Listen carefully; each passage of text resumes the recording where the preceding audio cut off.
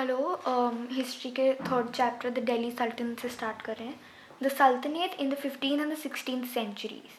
Take a look at the table 1 again. You will notice that after the Tughlaqs, the Sayyid and the Lodi dynasty ruled from Delhi and Agra until 1526.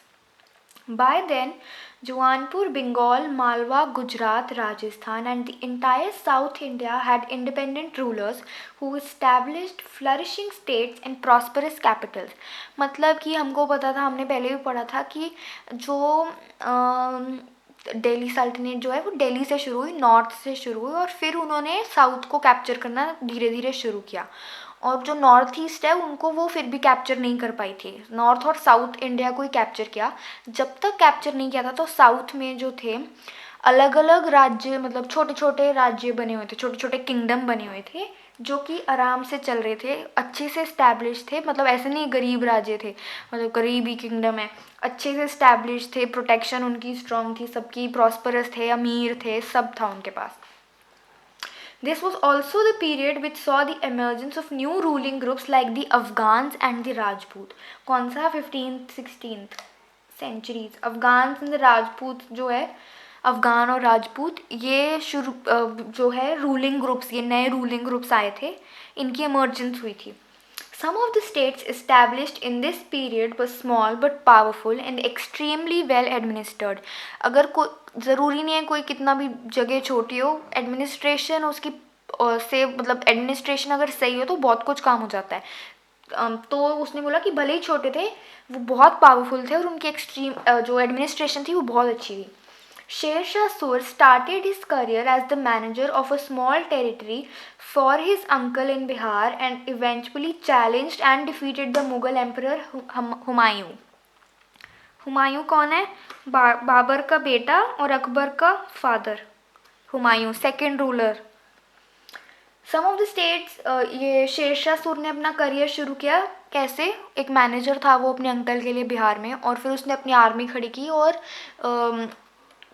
Humayun को challenge करके हराया और Delhi obviously उसके under आ गया. उसके बाद Sher Shah captured Delhi and established his own dynasty.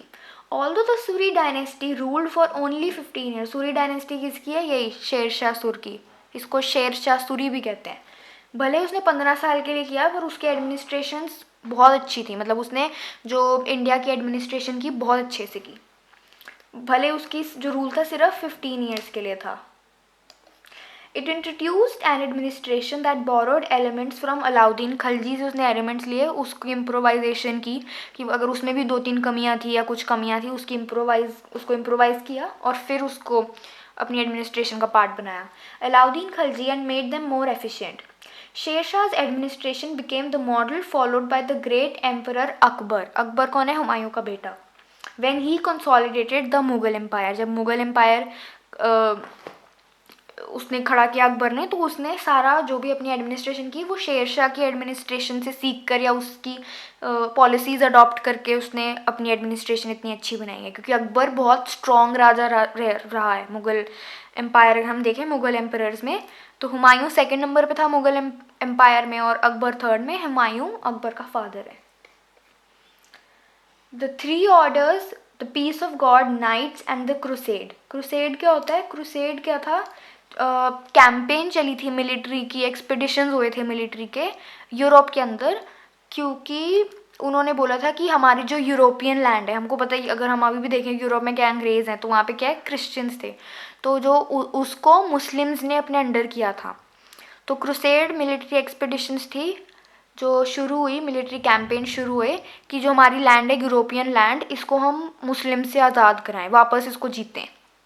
उसे crusade कहते हैं. The idea of the 3 orders was first formulated in France in the early 11th century.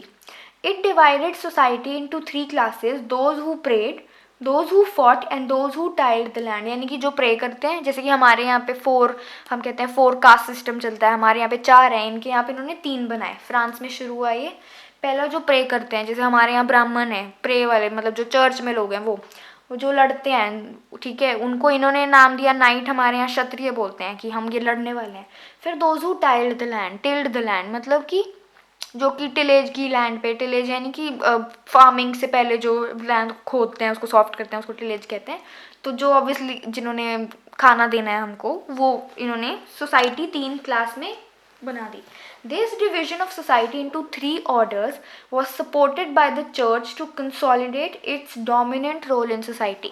तो ये 3 ऑर्डर वाइज है। सबसे पहले जिन्होंने प्रे किया, उसके बाद जो लड़ने वाले हैं, उसके बाद जिन्होंने लाइन की, ये ऐसे ऑर्डर वाइज है। तो उसने क्यों बनाया, चर्च ने इसको सपोर्ट क्यों किया, क्योंकि उसने अपना डोमिनेंट रोल दिखा दिया सोसाइटी के अंदर कि मैं फर्स्ट, जो लोग प्रे करते हैं वो नंबर टॉप पे है, वो नंबर 1 है।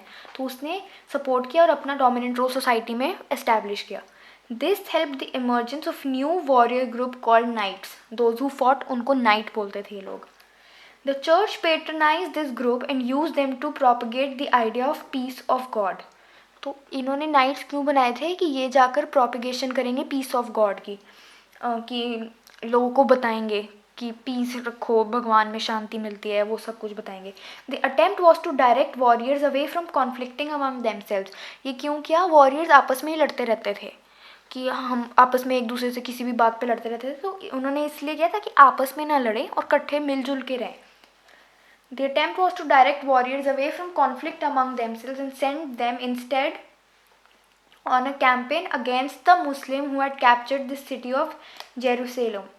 इस सिटी को जो मुस्लिम ने कैप्चर किया था, इन्होंने क्या किया, नाइट्स को बोला कि आपस में लड़ना बंद करो और लड़ना ही है तो जाके मुस्लिम से लड़ो जिन्होंने जेरूसलम को कैप्चर किया हुआ है। This led to a series of campaigns called the crusade. तो क्रूसेड कैंपेन शुरू हो गई। These campaigns into the service of God and the church completely altered the status of knights। अब क्योंकि ये कैंपेन शुरू हो गई तो ये नाइट्स के स्टेटस को चेंज कर दिया। मतलब जो नाइट्स जिनको ये सेकंड नंबर पर रखा हुआ था, ये फर्स्ट नंबर बन रहे थे। नाइट्स का स्टेटस चेंज कर गया। लोग खुश होने लगे देखने को कि नाइट्स स्ट्रॉन्ग हैं, ब्रेव हैं, इतना लड़ते हैं। Originally these knights did not belong to the class of noble। noble class को belong यानी upper class को belong नहीं करते थे। But by the end of the 11th century in France and a century later in Germany, the humble origins of these warriors were forgotten। By the 12th century, nobles also wanted to be known as knights। तो पहले तो उनका status change हो गया। Nights जो थे nobles में नहीं आते, यानी कि अपर क्लास में नहीं आते थे। लेकिन जब 12th सेंचुरी शुरू हुई तो जो नोबल लोग भी थे, जो अपर क्लास भी थे, वो भी चाहते थे कि हमको नाइट्स बुलाओ था, क्योंकि नाइट्स एक तरह से जो ये ग्रुप था, जो क्लास थी, ये ब्रेवरी दिखाती थी कि मुस्लिम से लड़े हैं जाकर, ब्रेव कितने हैं, फाइट करते हैं, वॉरियर्स हैं। तो ऐसे नाइट्स शुरू हुए। इसके बाद चैप्टर ख़त्म हो गया। बैक एक्सरसाइज के आंसर्स आपको आ जाएंगे। Thank you.